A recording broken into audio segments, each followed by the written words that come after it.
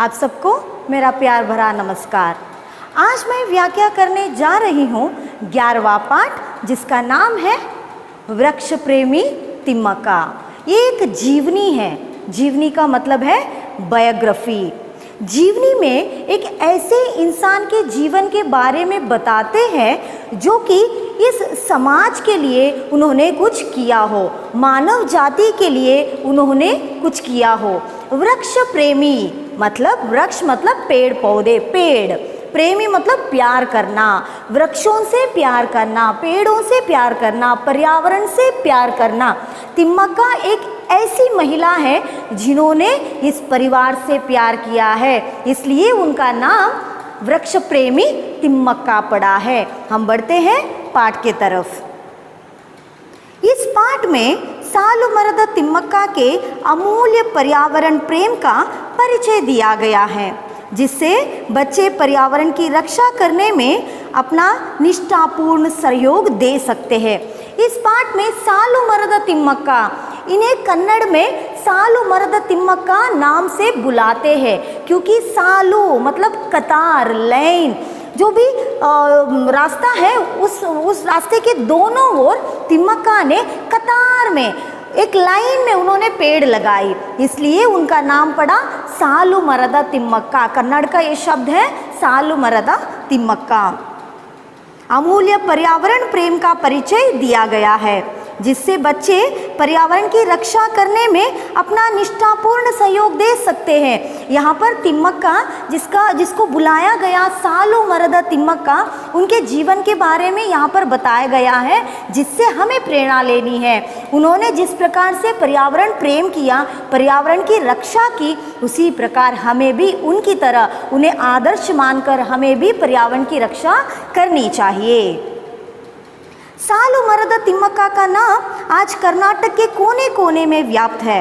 कर्नाटक सरकार ने उन्हें इतने सारे पुरस्कारों से सम्मानित किया है कि समाज सेवा के क्षेत्र में यह महिला एक मिसाल बन गई है। तो सालुमरद तिम्मक्का का नाम आज कर्नाटक के कोने कोने में, हर कॉर्नर में वो फेमस हो गई है। ऐसा कोई नहीं होगा जिसने सालुमरद तिम्मक्का के नाम को सुना ना होगा। उन्हें इतने सारे पुरस्कारों से कर्नाटक सरकार ने भी सम्मानित किया। उनका काम ही ऐसा है, उनके काम को सराहते हुए कर्नाटक सरकार ने बहुत सारे पुरस्कारों से उनका सम्मानित किया। वो महिला एक मिसाल बन गई है। मिसाल का मतलब है उदाहरण, एग्जाम्पल। वो हम सबके लिए एक एग्जाम्पल, एक उदाहरण है, क्योंकि उनके जैसा, उनके जो गुणों को हमें भी अपने जीवन में आदर्श बनाना है। इस आदर्श महिला के जीवन के बारे में हम कितना जानते हैं?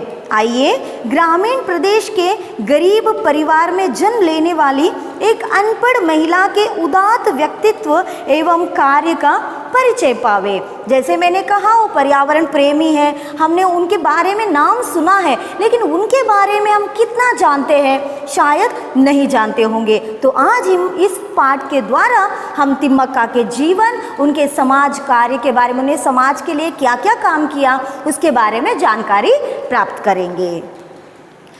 गरीब परिवार, ग्रामीण मतलब एक गांव में जन्म लेने वाली एक गरीब महिला अनपढ़ थी। अनपढ़ मतलब इलिटरेट, बिना एजुकेशन के, उसने पढ़ा लिखा नहीं है, फिर भी वो इस समाज के लिए, पर्यावरण के लिए उसका क्या देन था, ये हम इस पाठ में देखेंगे। तिम्मक्का का जन्म तुमकूरू जिला गुब्बी तालुका में एक छोटे से गांव कक्केनहल्ली में हुआ। तुमकूरू जिले में एक छोटा सा गांव है, बहुत ही अंदर तुमकूरू जिले के, उसमें एक छोटा सा जो गांव है, उसमें गरीब परिवार में, बहुत ही गरीब मतलब पुअर, गरीब का विरोध शब्द क्या है? अमीर। तो यहाँ पर एक गरीब परिवार में उनका जन्म हुआ। उनके पिता चिक्करंगैया और माता विजयम्मा थे। उनके पिता का नाम चिक्करंगैया था और माता विजयम्मा थी। तिम्मक्का इनकी 6 संतानों में से एक थी। तिम्मक्का के माँ बाप मेहनत मजदूरी करते हुए अपना पेट पालते थे।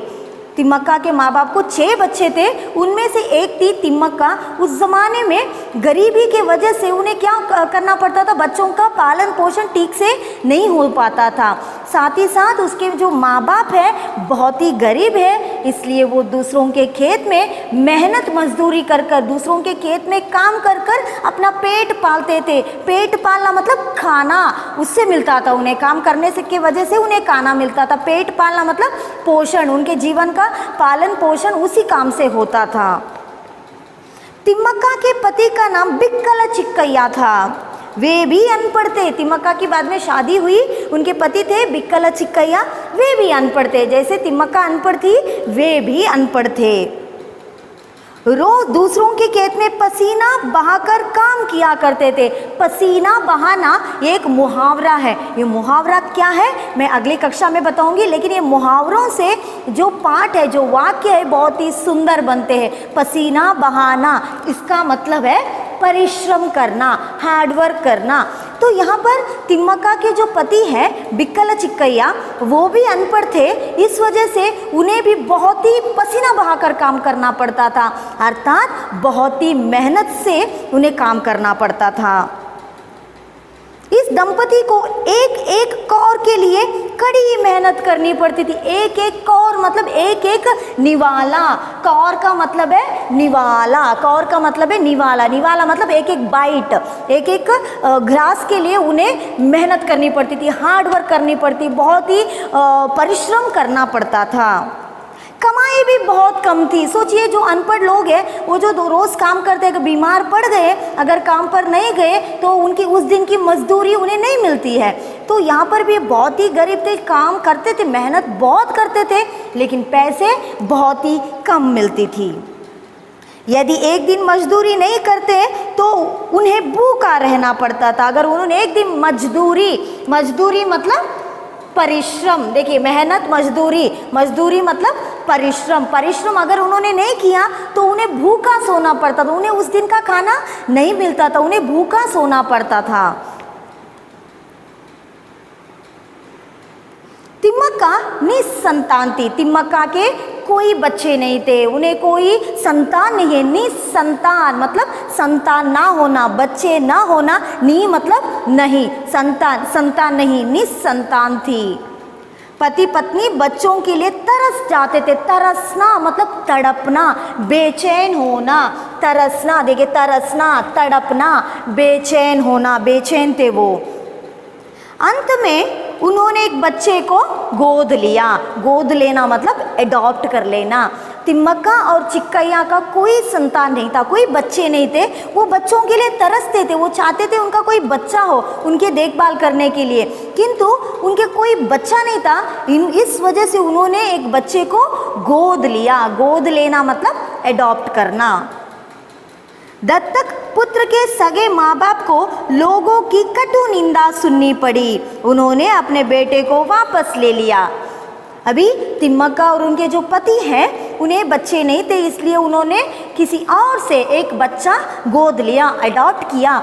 लेकिन जिन्होंने बच्चा तिम्मक्का को दिया उन माँ बाप को ये समाज वालों की कटु निंदा मतलब क्रिटिसाइज करना, लोग उन्हें क्रिटिसाइज कर रहे थे, ये कह कर के देखो अपने बच्चे को किसी और को दान में दे दिया। ऐसे कटु निंदा सुनकर वो जो बच्चे दान में दिया था, उन्होंने गोद दिया था, वो माँ बाप उस बच्चे को तिम्मक्का से वापस ले लिया। क्या हुआ, पहले तिम्मक्का ने उस बच्चे को एक माँ बाप से गोद लिया था, एडॉप्ट कर लिया था, बाद में उन माँ बाप ने समाज वालों के लोगों के कटु निंदा सुनकर, जो बातें सुनकर जो लोग क्रिटिसाइज कर रहे थे उन्हें, उस बातों को सुनकर उन्हें बुरा लगा, फिर वो वापस आकर तिम्मक्का से अपने बच्चे को वापस ले लिया। अपना दत्तक पुत्र खोकर तिम्मक्का बहुत दुखी हुई। पहले तो वो खुश हो गई थी, जैसे उसने बच्चा अडॉप्ट किया उसे बहुत खुशी हुई थी, किंतु जैसे ही उनके माँ बाप ने बच्चा वापस ले लिया, वापस वो बहुत दुखी हुई। लेकिन सन 2005 में उन्होंने बल्लूर के उमेश बीएन को पुत्र के रूप में अपनाया, जो अब उनकी देखभाल कर रहे हैं। उसके बाद बहुत सालों बाद 2005 में उन्होंने बल्लूर, एक गांव है, वहां से एक लड़के को, उमेश बीएन नाम के एक लड़के को उन्होंने वापस एडॉप्ट कर लिया। अब वो बूढ़े हो गए हैं तिम्मक्का, इस वजह से वो उसके देखभाल करे। उमेश बीएन जिसे इन्होंने गोद लिया था, वो बच्चा वो अभी बड़ा हो गया, वो तिम्मक्का का देखभाल कर रहा है। तिम्मक्का और चिक्कैया दोनों ने निश्चय किया कि अपने आप को किसी धर्म कार्य में लगा देंगे। उन्होंने सोच लिया कि अपने आप को किसी अच्छे काम में, धर्म के काम में लगा लेंगे। उनके गांव के पास ही श्रीरंग स्वामी का मंदिर था, जहाँ हर साल मेला लगता था। उनके गांव के पास ही एक मंदिर था जिसका नाम था श्रीरंग स्वामी, भगवान का मंदिर था वो।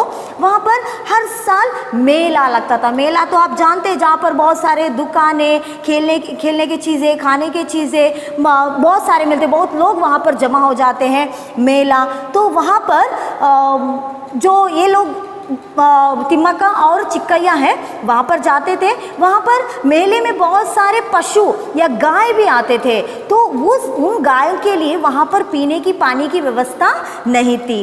इस वजह से तिम्मक्का दंपति ने वहाँ आने वाले सभी जानवरों के लिए पीने के पानी का इंतज़ाम किया। उनके गांव के पास ही श्रीरंग स्वामी का मंदिर था, जहाँ हर साल मेला लगता था। वह आने वाले जानवरों के लिए पीने के पानी का इंतज़ाम किया। मंदिर के पास हर साल मेला लगता था, जहाँ पर बहुत सारे गाय या दूसरे जानवर आते थे। उन जानवरों के लिए पीने के पानी का इंतज़ाम किया। इंतज़ाम करना अर्थात व्यवस्था करना। इंतज़ाम करना मतलब प्रबंध करना या व्यवस्था करना। तिम्मक्का ने रास्ते के दोनों ओर पेड़ लगाए, सींचने बढ़ाने की बात सोची। फिर उन्होंने सोचा पर्यावरण रक्षा के लिए उन्हें कुछ करना चाहिए। इस वजह से उन्होंने रास्ते के दोनों ओर पेड़ लगाए। सिर्फ पेड़ लगाए ही नहीं, उन्हें पाला पोसा। और उन्होंने सोचा सिर्फ पेड़ लगाना काफ़ी नहीं है, उन्हें बढ़ाना भी है। यह काम आसान नहीं था। सोचिए, एक रास्ते के दोनों ओर पेड़ लगाना, पौधा लगाना आसान है, लगाकर हम आ सकते हैं, लेकिन पौधा बड़ा होने तक उसका देखभाल करना ये आसान काम नहीं था। फिर भी उन्होंने हुलिकल और कुदूर के बीच में 4 किलोमीटर के रास्ते के दोनों ओर बरगद के डाल लगाए। उन पेड़ों को भेड़ बकरियों से रक्षा करने की व्यवस्था की। तो कुदूर और हुलिकल के जो रास्ता है, रोड है, उसके दोनों ओर, दोनों साइड में पेड़ लगाए। वो भी लाइन में एक के बाद एक पेड़ लगाए। सिर्फ पेड़ ही नहीं लगाया, उसे उन्होंने भेड़ बकरियों से बचाया भी। अब सोचिए, एक पौधा वहाँ पर लगा दिया, हम उसका देखभाल नहीं करेंगे, उसकी रक्षा नहीं करेंगे, तो गाय भेड़ बकरी कोई भी आके उसको खा लेगा। इस वजह से उसे रक्षा करने की वो बीड़ा भी उठाया उसने। वहाँ पर उन पेड़ पौधों का भेड़ बकरियों से रक्षा भी की। पहले साल 10, दूसरे साल 15 और तीसरे साल में 90 पेड़ लगाए। देखिए, एकदम से लगाना मुश्किल है।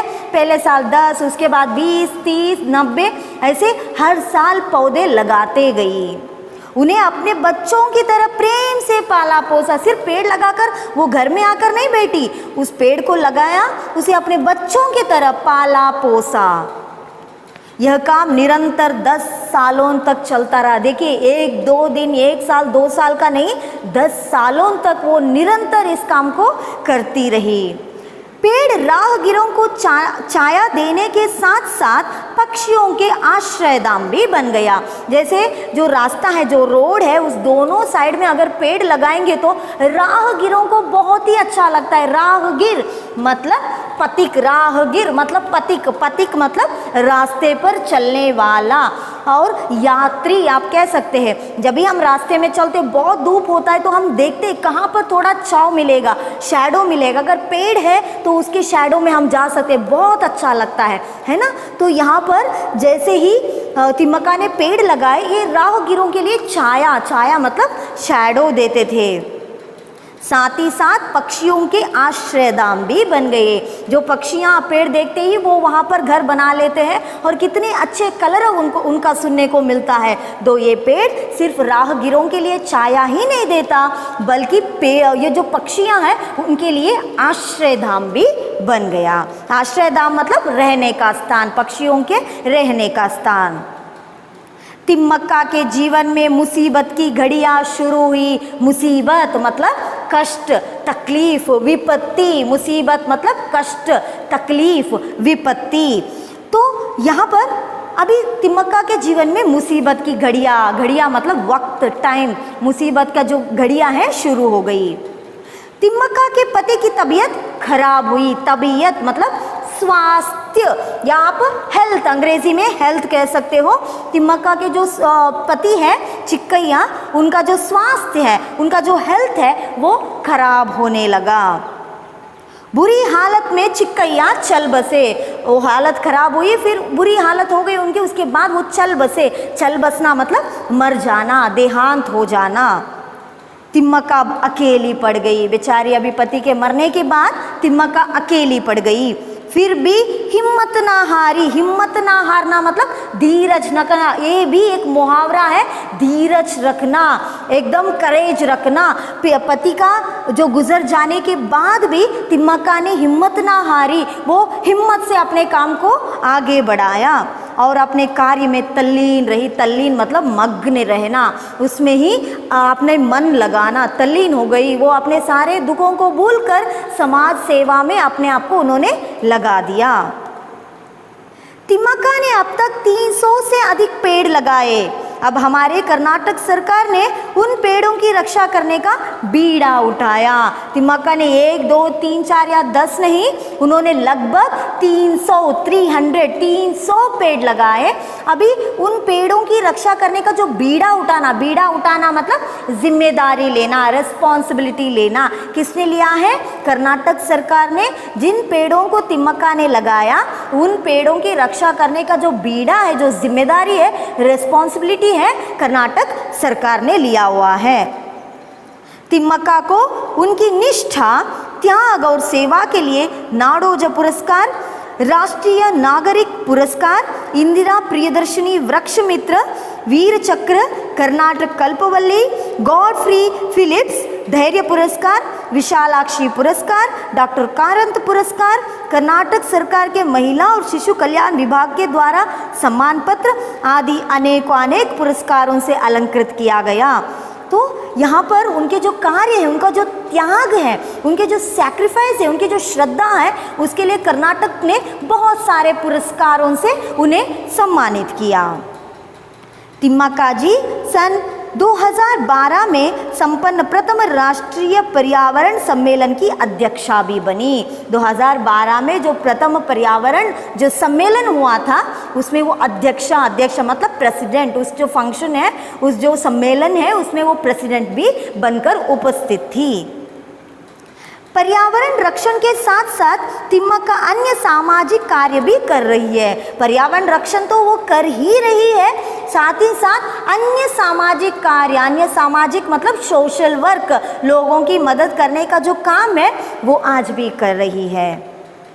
अपने पति के याद में उन्होंने हुलिकल ग्राम में गरीबों की निःशुल्क चिकित्सा के लिए एक अस्पताल के निर्माण करने का व्यवस्था किया है। उन्होंने अपने पति के मरने के बाद उनके पति के नाम पे एक अस्पताल, एक हॉस्पिटल खोलने का निर्णय लिया है। सिर्फ हॉस्पिटल खोलने का नहीं, वहाँ पर जो भी बीमार लोग आते हैं उन्हें निःशुल्क चिकित्सा देना। निःशुल्क मतलब बिना कोई फीस लिए उनकी देखभाल करना, उन्हें ट्रीटमेंट देना। ऐसे एक अस्पताल के जो शुरुआत करने की संकल्प तिम्मक्का ने किया है। जो भी धनराशि पुरस्कार के रूप में तिम्मक्का को मिली है, उसे वो सामाजिक कार्य तथा दीन दुखियों की सेवा के लिए अर्पित कर रही है। जो पुरस्कार मिलते हैं, जो अवार्ड्स मिलते हैं, अवार्ड में उन्हें बहुत सारे धनराशि मतलब पैसे, अमाउंट मिलते थे, लेकिन उन पैसों से ना ही तिम्मक्का ने बड़ा बंगलो बनाया, ना ही उन्होंने गाड़ी वाड़ियाँ खरीदी। उन्होंने क्या किया, उन पैसों को भी गरीबों के लिए, सामाजिक कार्य के लिए लगा दिया, लोगों के भले के लिए उन पैसों को व्यस्त किया। अपने जीवन में दर्द और तकलीफ उठाने के बावजूद सार्थक कार्य करने वाले तिम्मक्का का व्यक्तित्व सबके लिए आदर्श है। तकलीफ मतलब कष्ट, तकलीफ मतलब कष्ट, मुसीबत, इतने सारे मुसीबत झेलने के बाद भी उसके मन में समाज के लिए और अपने लोगों के लिए जो प्यार है, पर्यावरण के जो प्यार है, वो हम सब के लिए आदर्श है। सरकारी संसाधनों के अभाव में भी कोई एक व्यक्ति केवल अपनी निष्ठा व श्रद्धाओं की बदौलत किस तरह सामाजिक कार्य के लिए स्वयं को समर्पित कर सकता है, इसके लिए एक अत्युत्तम निदर्शन तिम्मक्का है। जो संसाधन मतलब रिसोर्सेस, जो सरकार के तरफ से कोई भी मदद उनको नहीं मिला, पहले लोगों ने भी किसी तरह की मदद नहीं की, फिर भी एक अनपढ़ होने के बावजूद वो पीछे नहीं हटी। वो उस पर्यावरण की संरक्षा के उन्होंने जो बीड़ा उठाया, उन्होंने जिम्मेदारी ली है, उसे उन्होंने कर दिखाया है। बदौलत मतलब के द्वारा, उनके वजह से आज उन्हें हर जगह पर उन्हें नाम से मतलब तिम्मक्का को वृक्ष प्रेमी या सालो मरदा तिम्मक्का के नाम से बुलाया जाता है। देखिए, एक गरीब औरत, एक छोटे से गांव में रहने वाली औरत अपने जो संकल्प शक्ति, अपने जो श्रद्धा से उन्होंने ये काम कर दिखाया। आज उनका नाम सिर्फ कर्नाटक में नहीं है, पूरे देश में व्याप्त है। पूरे देश में उन्हें वृक्ष प्रेमी तिम्मक्का या सालो मरदा तिम्मक्का के नाम से जाने जाते हैं। तो इस जो जीवनी से हमें क्या संदेश मिलता है, क्या उद्देश्य है इस जीवनी का? इस जीवनी का यह उद्देश्य है, हमें भी इस जीवनी से कुछ आदर्श को लेना चाहिए। जैसे जिस प्रकार से तिम्मक्का ने पेड़ लगाए बहुत सारे, हम तो ऐसे 300-400 पेड़ नहीं लगा सकते, किंतु एक दो छोटे से पौधे लगाकर उसे बड़ा करके हम भी पर्यावरण के लिए हमारा पूर्ण रूप से योगदान दे सकते हैं। उम्मीद है आप इस पाठ के द्वारा आप भी बहुत ही प्रभावित हो गए हैं। तिम्मक्का के जैसे आप भी पर्यावरण के प्रेमी बनोगे, कम से कम एक पौधा लगाकर उसे बड़ा करने का बीड़ा आप भी उठाओगे। इसी उम्मीद के साथ इस पाठ को यहीं समाप्त करती हूँ। धन्यवाद।